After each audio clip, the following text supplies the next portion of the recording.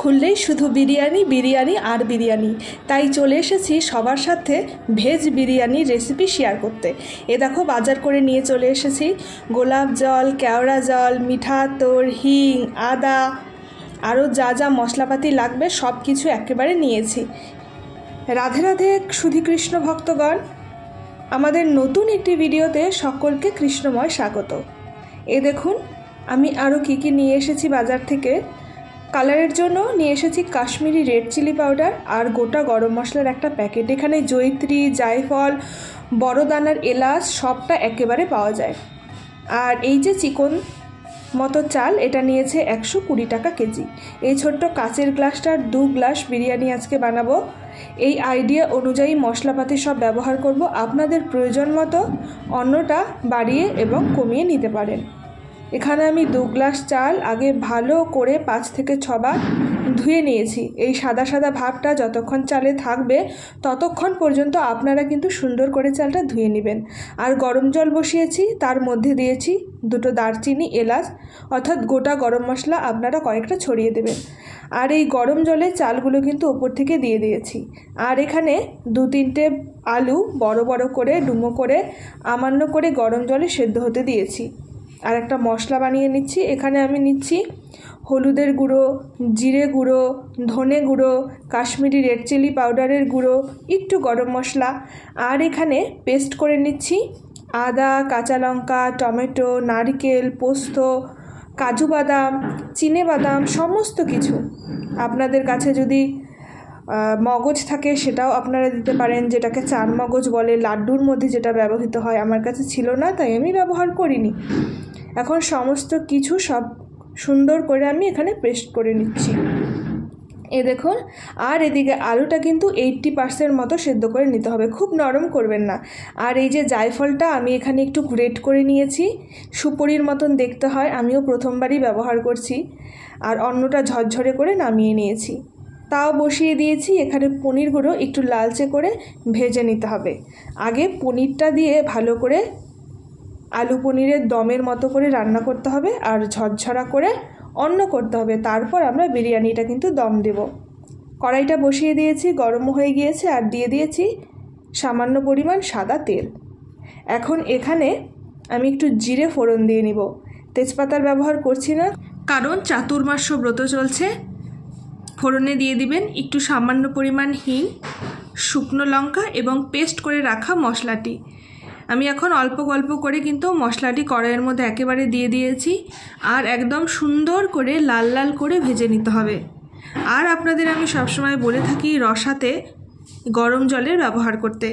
আর এই দেখুন যে মশলাটি বানিয়ে রেখেছিলাম, অর্থাৎ হলুদ, লঙ্কা, যেসব গুঁড়ো মশলার সাধারণত আমরা রান্নায় ব্যবহার করি সেগুলোই। এখন সুন্দর করে এটাকে ভেজে ভেজে নিতে হবে যতক্ষণ পর্যন্ত এই মশলা থেকে তেল না ঝরে। আমি হিংটা কিন্তু একটু পরে দিয়েছি, আপনারা চাইলে তেলের ওপরে দিতে পারেন। এ দেখুন মশলা থেকে কিন্তু রসগুলো একদম টেনে নিয়েছে, একদম শুকনো শুকনো ভাজা ভাজা হয়ে গিয়েছে। এখন আমি এখানে সামান্য পরিমাণ আবার গরম জল দিয়ে দিচ্ছি। এভাবে যতবার আপনারা একটু একটু জল দিয়ে ভেজে নেবেন এই রসাটা কিন্তু ততটাই সুস্বাদু হবে। আমি অল্প অল্প করে জল দিয়ে বারে বারে ভেজে নিচ্ছি। আর এখন ওপর থেকে একটু বাটার দিয়ে দিলাম। বাটার দিলে খুব সুন্দর সুগন্ধ হয় এবং গ্রেভিটাও খুব সুন্দর হয়। রেস্টুরেন্টে বাইরে সবসময় কিন্তু দেখবেন তারা বাটারের ব্যবহার অবশ্যই করে, সেজন্য স্বাদটা খুব সুন্দর হয়। আর এখন আবার একটু গরম জল দিয়ে দিলাম। আবার ভালো করে কিন্তু আমি মশলাটা ভাজা ভাজা করে নিচ্ছি। এভাবে কয়েকবার আমি গরম জল দিয়ে দিয়ে মশলাটা খুব সুন্দর করে কষিয়ে নিয়েছি। এখন সেদ্ধ করে রাখা লবণ হলুদ দিয়ে আলুটা কিন্তু একটু ভেজে নিয়েছি। আর সেই ভাজা আলুটা এইখানে মশলার মধ্যে দিয়ে দিলাম। এভাবে আবার আমি কিছুক্ষণ ভাজা ভাজা করব। তারপর লবণটা দিয়ে দিতে হবে। স্বাদমতো আপনারা সামান্য পরিমাণ লবণ দিয়ে দেবেন। আর স্বাদের জন্য কয়েক দানা চিনির কিন্তু ব্যবহার করতে পারেন। ব্যাস এভাবে খুব সুন্দর করে কষিয়ে নেওয়ার পর যে গরম জলটা করে রেখেছিলাম আমি, সেই গরম জলটা কিন্তু এখানে দিয়ে দেব। মনে রাখতে হবে আলুগুলো যাতে আগে থেকে খুব বেশি সেদ্ধ না হয়। খুব বেশি সেদ্ধ হলে এখন যে আমরা কষাচ্ছি এখানে কিন্তু ছেড়ে দিতে পারে। আর বিরিয়ানির আলু আমরা সকলেই জানি একদম গোটা গোটা হয়ে থাকে। বিরিয়ানির আলুটাই কিন্তু খুব সুস্বাদু, তাই আলুর সেদ্ধ করার পরিমাণটা সম্পর্কে কিন্তু খুব সুন্দর আমাদের নলেজ থাকতে হবে। এখন আমরা গরম জল দিয়ে দিয়েছি। আপনাদের যতটা চাল সে পরিমাণেই কিন্তু রস দেবেন। আর ভেজে রাখা পনিরের টুকরোগুলোও কিন্তু দিয়ে দিয়েছি। আমাদের এই আলু পনিরের দমটা হয়ে যাওয়ার পরেই আমরা যে পাত্রে বিরিয়ানি রান্না করব সেই পাত্রে একটু ঘি ব্রাশ করে আমি সেই আলু বিরিয়ানির রসটা কিন্তু সবার নিচে দিয়ে দিয়েছি। আপনারা একটু বেশি পরিমাণেই রস দেবেন, না হলে যখন আমরা দমে বসাবো তখন কিন্তু সেটা লেগে যেতে পারে। আমি অনেকটা পরিমাণ রস দিয়ে দিয়েছি। তারপরে উপর থেকে ছড়িয়ে দিয়েছি ঝরঝরে সাদা অন্ন। এভাবে ভালো করে সুন্দর করে ছড়িয়ে দিবেন। আপনাদের কাছে যদি বিরিয়ানির হাঁডি থাকে সেটা ব্যবহার করতে পারেন। আমার কাছে হাঁডি নেই, তাই আমি যেহেতু এই পাত্রটা ঢাকনাযুক্ত তাই এটারই ব্যবহার করছি।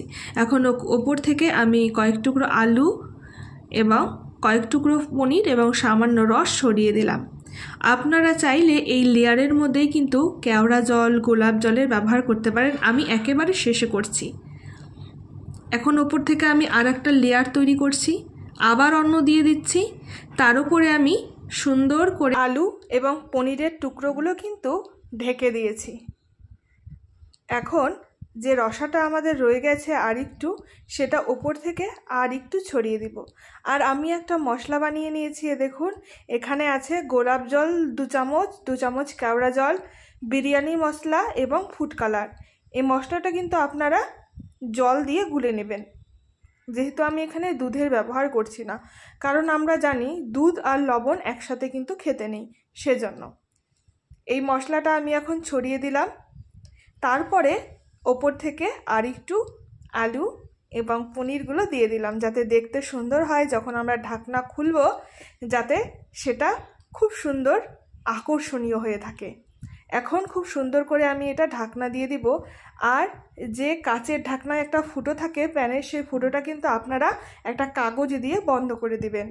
আর আমি নিচে তাওয়া বসিয়ে 15 থেকে 20 মিনিট একদম লো আছে কিন্তু দমে বসাবো। আমাদের এই নিরামিষ রান্নার ভিডিওগুলো যদি আপনাদের বিন্দুমাত্র ভালো লেগে থাকে তাহলে লাইক, কমেন্ট এবং আমাদের ফেসবুক পেজটিকে ফলো করে রাখবেন। আর দয়া করে ভিডিওটি শেয়ার করে অন্য ভক্তবৃন্দদের কাছে পৌঁছে যেতে সাহায্য করবেন। আর যারা ইউটিউব থেকে দেখছেন তারা দয়া করে সাবস্ক্রাইব করে দিবেন। ওপর থেকে আমি এখন ঘি ছড়িয়ে নিচ্ছি। আর তারপরে আপনারা মিঠা আতরও দিয়ে দেবেন। এখন ঢাকনাটা বন্ধ করে দিলাম। দেখুন, তাওয়াটাও বসিয়ে নিয়েছি। তাওয়াটা হালকা গরম হয়ে গিয়েছে। এখন আমি এই দমের পাত্রটি কিন্তু তাওয়ার উপরে রেখে দিচ্ছি।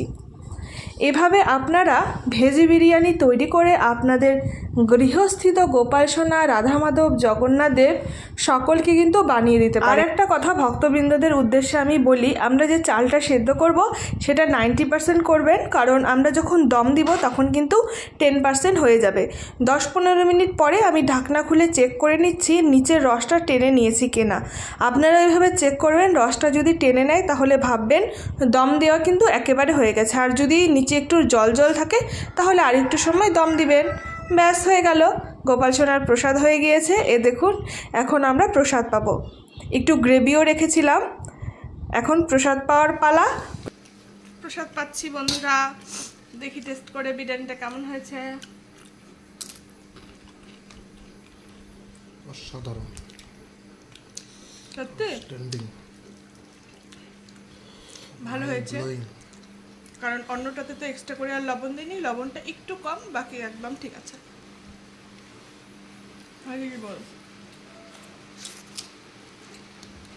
পাশ থেকে আমাদের প্রভু বলছিল অসাধারণ হয়েছে। তো এভাবে আপনারা বাড়িতে গোপাল সোনার জন্য বানাবেন, দেখবেন খুব ভালো লাগবে।